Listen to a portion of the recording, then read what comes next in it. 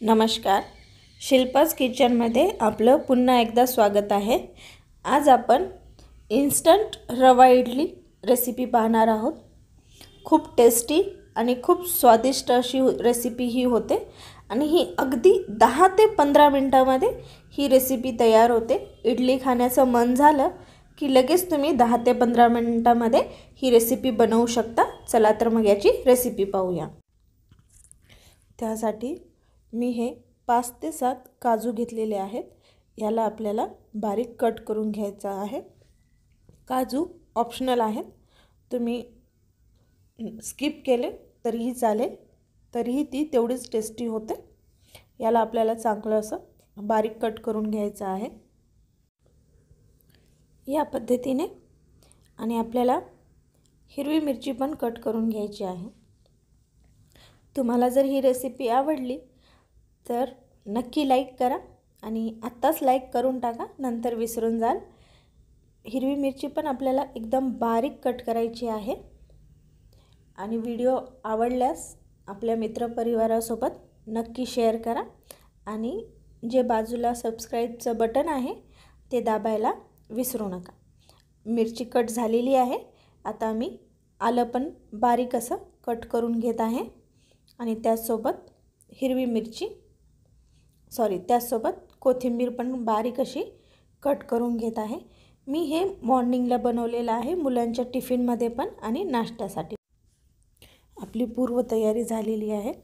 आता गॅसवर मी पॅन ठेवलेला आहे आणि यामध्ये 1 चम्मच ऑइल ॲड करू आपण. ऑइलऐवजी तुम्ही तूप पण ॲड करू शकता. आता यामध्ये छोटा मोहरी ॲड केलेली आहे. मोहरी चांगली तडतडली की यामध्ये आपण 1 चम्मच चणा डाळ घेतलेली आहे, ती ॲड करणार आहे. आता यामध्ये जे आपण बारीक कट केलेले काजू होते ते पण ॲड करणार आहे. त्याला पण 1 ते 2 मिनटं आपण परतून घेऊ. त्याचसोबत यामध्ये आता आपण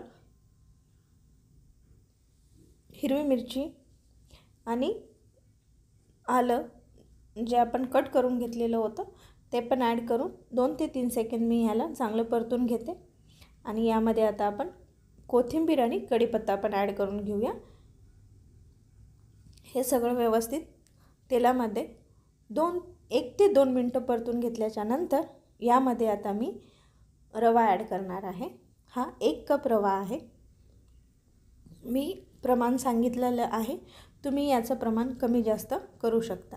आता आपल्याला रवा 3 ते 4 मिनटं भाजून घ्यायचा आहे. कलर बदलू द्यायचा नाही आणि गॅसची फ्लेम मीडियमवर ठेवून सतत हलवत याला आपण भाजून घेऊया. आणि रवा भाजला की लगेच कळतो, त्याच्यामुळे 3 ते 4 मिनटं हा अंदाजा आहे. याचं कमी जास्त पण होऊ शकतं. आणि रवा आपल्याला व्यवस्थित असा कलर न बदलता भाजून घ्यायचा आहे. हे असं प्रीमिक्स तुम्ही तयार करून ठेवू शकता आणि पटकन 10 ते 15 मिनटामध्ये इडली तयार होते. हे पहा, रवा चांगला भाजलेला आहे. मी आता एका बाउलमध्ये काढून घेतलेला आहे आणि आपण याला थंड होऊ देऊया. तोपर्यंत आता आपण चटणी बनवायला घेऊया. मिक्सरच्या भांड्यामध्ये मी हे सुकं खोबरं आहे, याला मी 5 मिनटं पाण्यामध्ये भिजत ठेवलं होतं आणि हे 5 ते 7 पुदिन्याची पानं ॲड केलेली आहे. त्याचसोबत कोथिंबीर आणि यामध्ये अर्धा तुकडा अद्रकचा पण ॲड करत आहे कट करून. आणि 2 ते 3 हिरवी मिरची आणि शेंगदाणे हे मी भाजून घेतलेले होते, ते पण ॲड केलेले आहेत. आणि चवीनुसार मीठ ॲड करत आहे. आता आपण याला मिक्सरला वाटून घेऊया. आपलं इडलीचं प्रीमिक्स थंड झालेलं आहे. आता यामध्ये आपल्याला दही ॲड करायचं आहे. दही मी 3/4 कप घेतलेला आहे आणि दही हे जास्त आंबट नाही, फ्रेश दही आहे. आणि यामध्ये चवीनुसार मीठ ॲड करत आहे आणि हे आपल्याला व्यवस्थित असं मिक्स करून घ्यायचं आहे. पाणी आत्ताच ॲड करायचं नाही, आधी पूर्णपणे दह्यामध्येच रवा भिजवून घ्यायचा आहे आणि आवश्यकतेनुसार मग पाणी ॲड करायचं आहे. व्यवस्थित मिक्स झालेलं आहे आणि ज्या कपमध्ये मी दही घेतलं होतं त्यातच पाणी घेतलं आहे आणि ते हळूहळू आपण पाणी टाकून व्यवस्थित असं मिक्स करून घेऊया.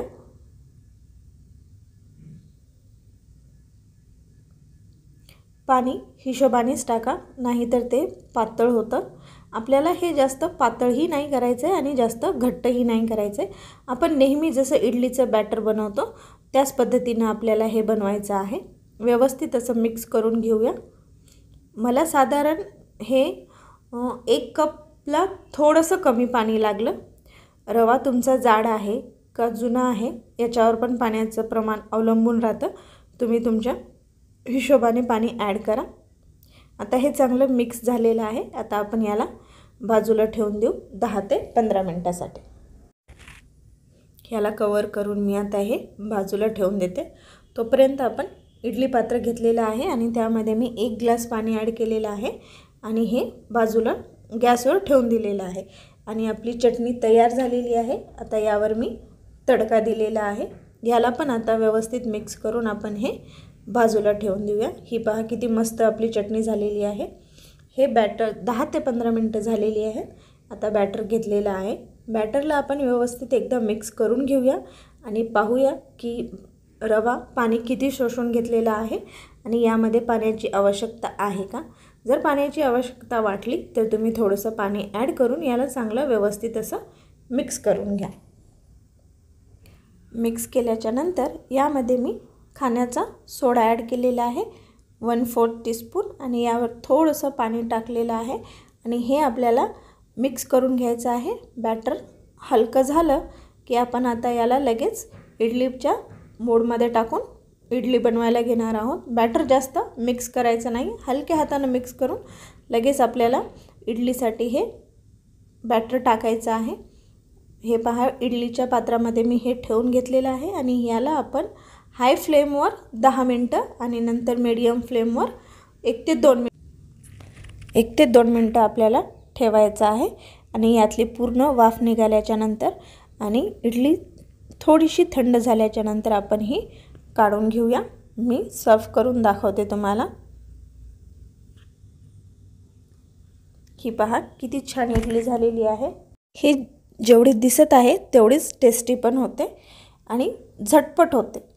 याचं तुम्ही प्रीमिक्स तयार करून ठेवा एअरटाईट डब्यामध्ये आणि जेव्हाही तुम्हाला इडली खाण्याची इच्छा होईल तेव्हा तुम्ही ते प्रीमिक्स 1 कप काढा आणि त्याच्यामध्ये अर्धा कप दही मिक्स करा आणि इडली तयार.